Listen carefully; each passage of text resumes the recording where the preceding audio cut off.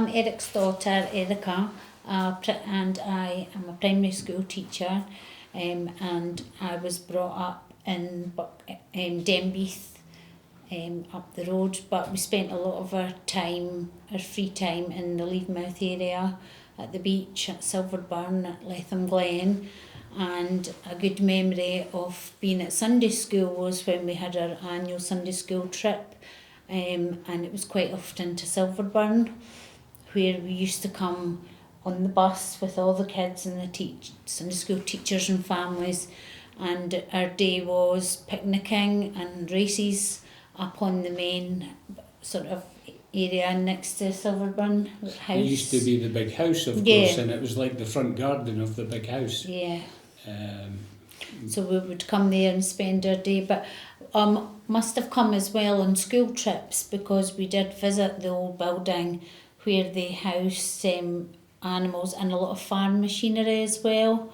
Can you tell us more about that, what you remember in there? Because not many people can. Yeah, there must have been different rooms round about outside. I think at one point there might have been like a wee, almost like classroom, but there were different areas, and out at the back of the flax mill was where they had all the farm machinery. So you could come and spend a whole day in the park and the walled garden going to see some of the animals. I think it was mostly horses and things like chickens and things like that, pigs.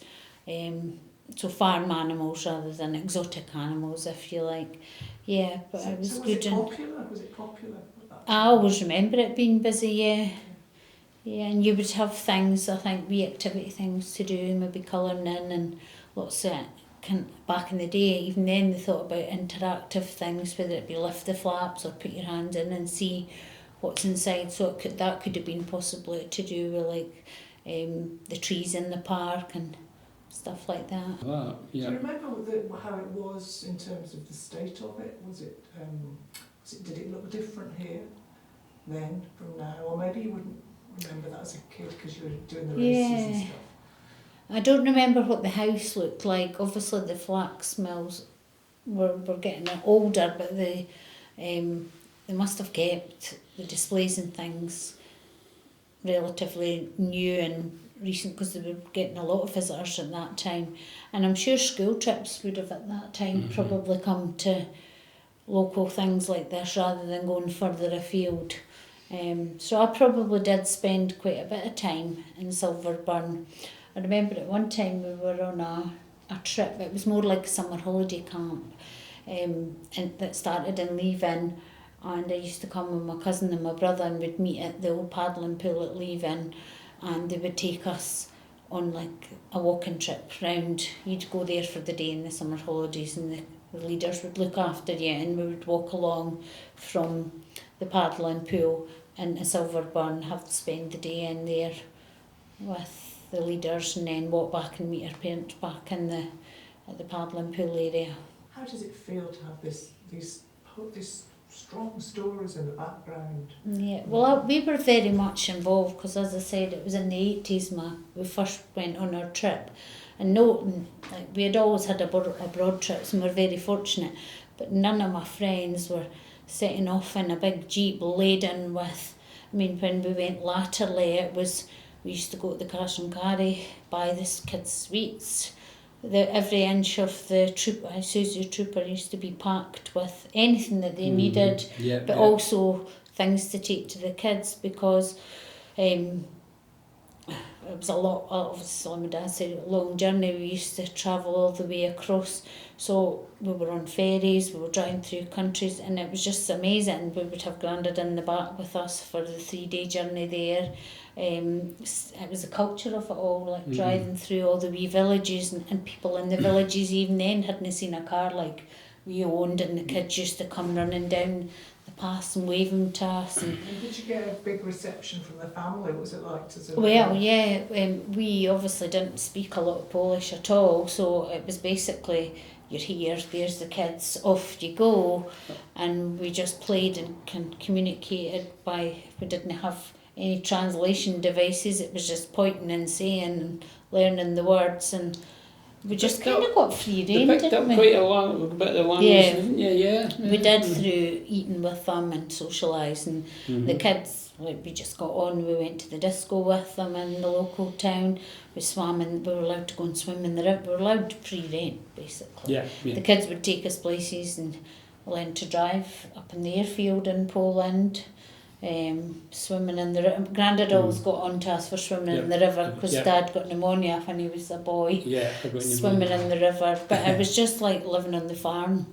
They had all the farm animals. They would take us a wee shot on the horse. We'd get to milk the cow by hand, get fresh eggs every day, and then just running about with the kids doing anything we wanted. And that time, the shops, there was very little to buy in the shops, but there were more things. They were able to get more things, and we were able to buy bits and pieces for the kids.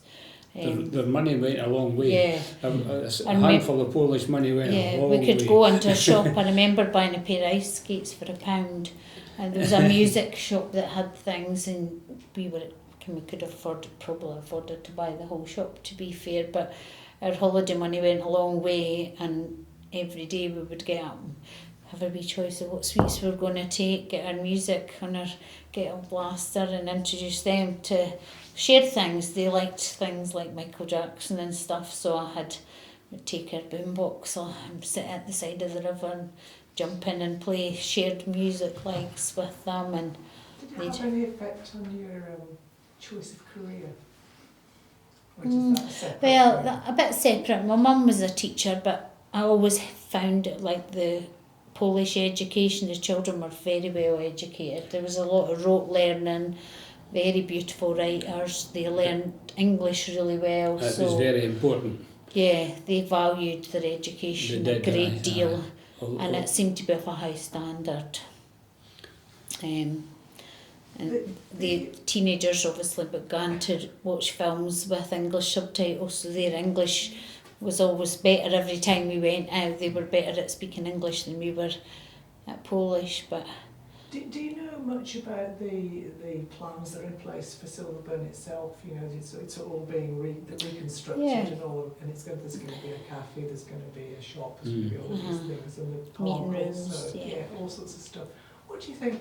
What are your thoughts about that for the Silverburn and for, I suppose, the community? I did the tour. You could book in to have the tour inside the building, and a friend of mine booked and he said to me, do you fancy coming along? And we did, and we got quite an extensive explanation as to what how much of the old building they were trying to keep, and they were planning to do this. They're going to have a bunkhouse, they're going to have a cafe, they're going to have a museum. I think it's brilliant. I really do. It'll be a very, very busy place. It is a busy place now, but it will be very busy, especially being on the coastal path, of course. That makes a big difference. And you're talking about in the past walking up as well, walking up from down. Yeah. It's not just isolated, it's the no, ways you can come that people along the get to it. beach and it's take a shortcut amazing. up. Is there anything else, Kev, that you want to ask? No. Is there anything else you want to add here, because you've been amazing? My wife and her family, when they were all young, used to come down to what they called the Mile Dykes, and that's the wall that runs down towards the sea and separates the two golf courses. And in the sand dunes down there, they used to have their picnics, and the men they actually used to carry a big urn of soup and make a small fire, and they would go into the beach and swim, and then they would come back and get their what they called their shivery bite. Because they would come on the bus to leave in from Methil, and then they would have to walk from leaving town out to the beach, and it was a very big family thing for them. Way before my time, of course, but they did. It was very popular, the area in general, and of course when the golf course was donated by the family to the council, that was a good thing, because that helped the upkeep for the local community. It was a good thing. It's good for the new generation Yep. too. Like my girls, we live in the local area, so this is on our walking route.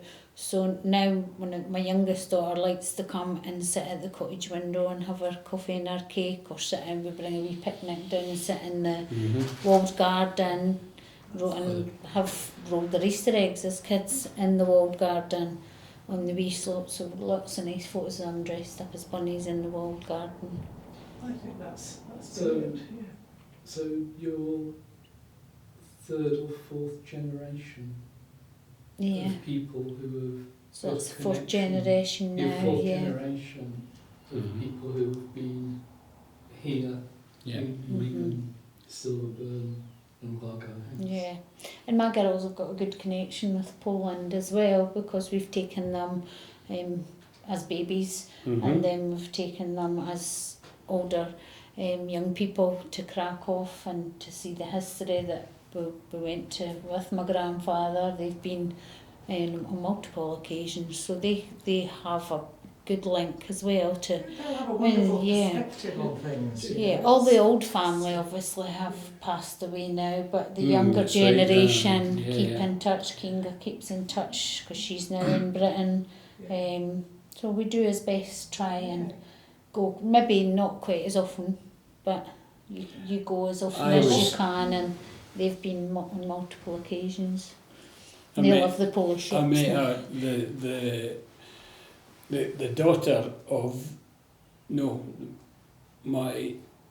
I met a cousin, his son's wife, who I didn't know existed this summer when I was in Poland, and it was just by the name. I was registering for a race, and she said her name, and I said Nachman, and she says, "Oh, I'm a Nachman."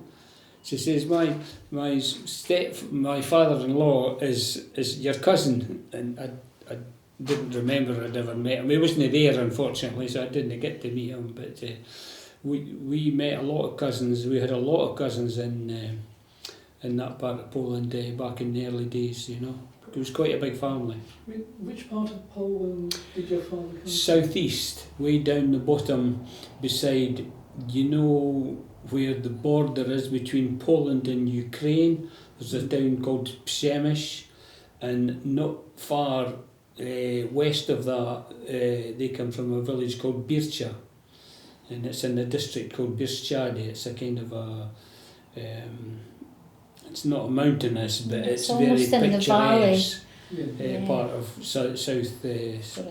southeast Poland. Yeah, Lech Wałęsa was held as in prison, if you like, under guard in a place called Arłamów, and it was a government building down in the south part of Poland, and the reason they took him down there was because there is an army airfield down there, so they were able to fly him down there, and then they put him under house arrest in this place called Arłamów. And he was in there for quite a while. And the place now is a super 5-star luxury hotel with ski resort and you name it, it's got it, But it'd just been a sort of government building at one time, Sits on the top of a hill. Yes, it's huge change. Oh, massive, yeah. Not very common. Mm.